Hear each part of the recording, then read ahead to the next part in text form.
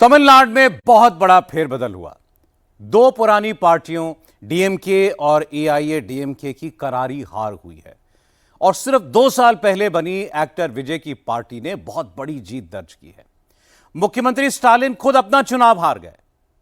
विजय ने 49,000 से ज्यादा वोटों से अपनी सीट जीत ली। विजय की party TVK single largest party बनकर उभरी है। तमिलनाडु में किसी भी पार्टी को बहुमत नहीं मिला है। एक्टर विजय की पार्टी टीवीके बहुमत के काफी करीब जाकर अटक गई।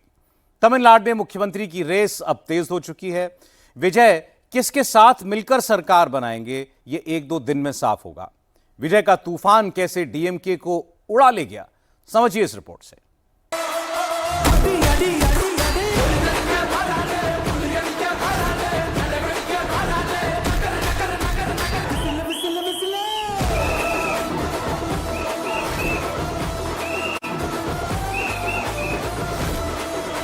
तमिल राजनीति में नए नायक का उदय हो चुका है।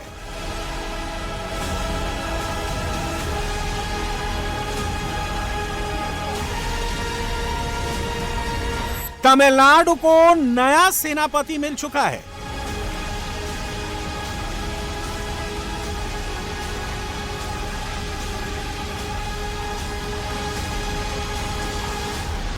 तमिलनाडु में नई पार्टी का उदय हो चुका है।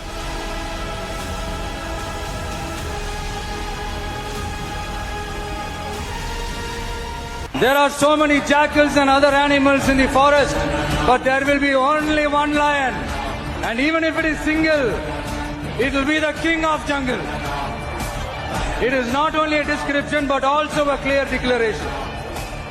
थलापति विजय ने चुनाव प्रचार में जो कहा था वो करके दिखा दिया। तमिल में थलापति का मतलब सेनापति होता है। विजय सच में सेनापति साबित हुए।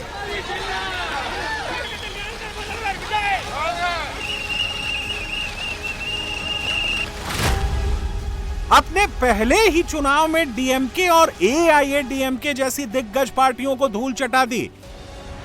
विजय तमिलनाडु के किंग मेकर नहीं, किंग बन गए। I'm so happy. She's not only his mother. She is the first fan of Vijay. First fan. Tamil Nadu में जो करिश्मा एमजी रामचंद्रन, जे जयललिता, करुणानिधि, कमल हासन और रजनीकांत नहीं कर पाए, वो विजय ने पहली बार में ही करके दिखा दिया।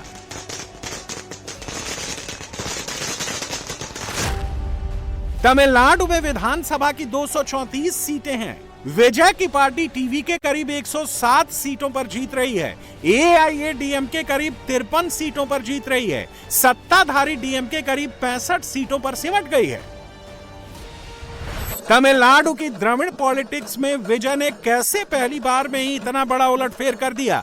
विजय ने 2 ऐसे चुनावी वादे किए जिसने तमिलनाडु की महिला वोटर को चुंबक की तरह खींच लिया।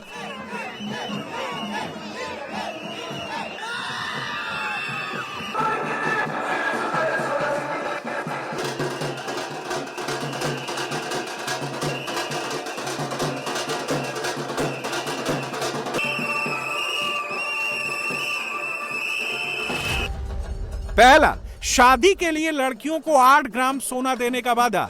दूसरा, घर में पैदा होने वाले नवजात बच्चे के लिए सोने की अंगूठी। एक्टर विजय का यह अंदाज नया था और महिलाओं के बीच क्लिक कर गया।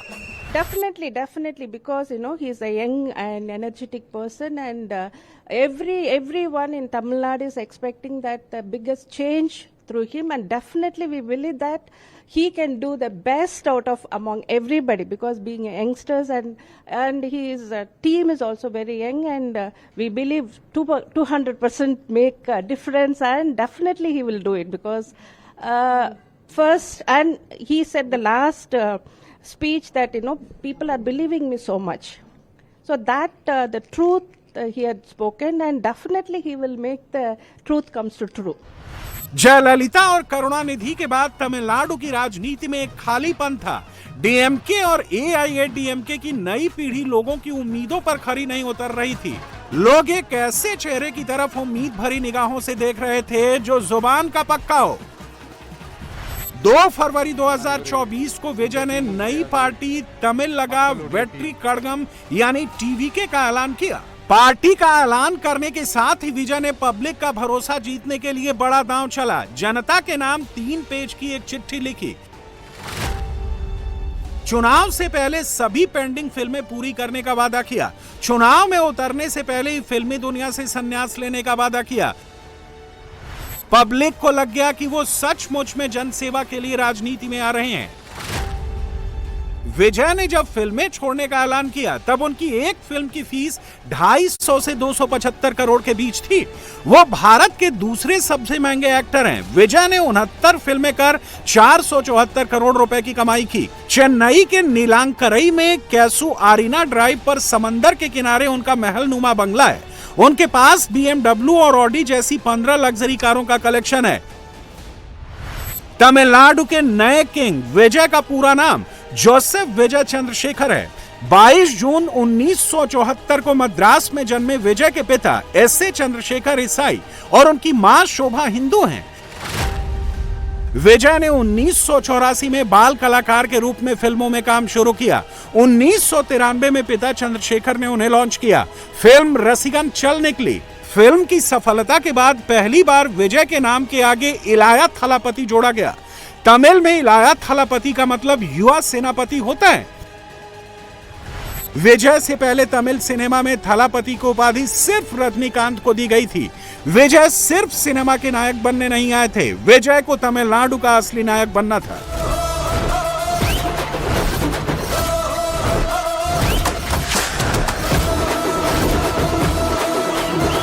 जनवरी 2017 में उन्हें जनता से सीधे कनेक्ट होने का मौका मिला। तमिलनाडु में जलीकट्टू पर रोक के खिलाफ बड़ा आंदोलन चल रहा था। मुंह में रुमाल बांधकर विजय चेन्नई के मरीना बीच पहुंच गए, जहां लाखों की भीड़ थी। विजय रात 2 बजे से 6 बजे तक डटे रहे।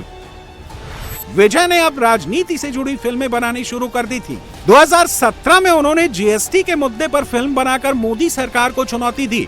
विजय ने 3 साल बाद 5 नवंबर 2020 को जयललिता सरकार के खिलाफ एक फिल्म की शूटिंग शुरू की। सरकार ने फिल्म के सेट पर ही छापा मरवा दिया। वैनिटी वैन में विजय से पूछताछ की गई। उनके घर और दफ्तरों में छापे मारे गए। विजय के खिलाफ टैक्स चोरी की खबरें हेडलाइन बनने लगी। विजय ने जयललिता से मिलने का टाइम मांगा। जयललिता घर में बैठी रहीं। विजय उनके घर के बाहर इंतजार करते रहे। जयललिता ने विजय को मिलने का टाइम नहीं दिया। यहीं से विजय ने सिनेमा को छोड़कर राजनीति के असली मैदान में कूदने का निश्चय ले लिया। I will motivated, always be motivated, because as a human, you should not be as a only artist. You must have some social thinking. So last 30 years, he was having in his mind, we have to do something for the society, for the Tamil people. A big change in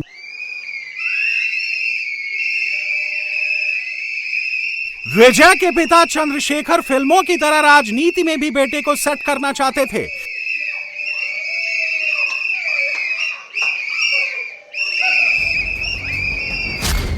पिता ने 2020 में all India Thalapathy विजय मक्कल इयक्कम नाम की party registered करा दी।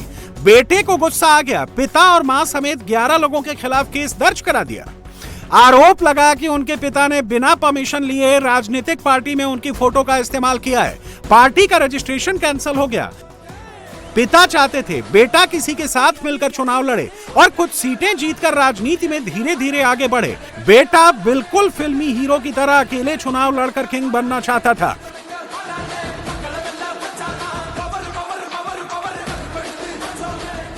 विजय ने अक्टूबर 2021 में तमिलनाडु की राजनीति में पहला प्रयोग किया।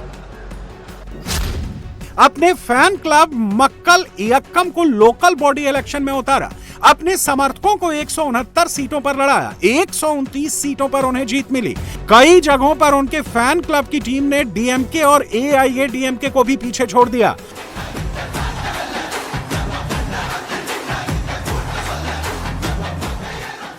लोकल बॉडी चुनाव से विजय को अंदाजा हो गया था कि वो तमिलनाडु की राजनीति में बड़ी ताकत बन सकते हैं।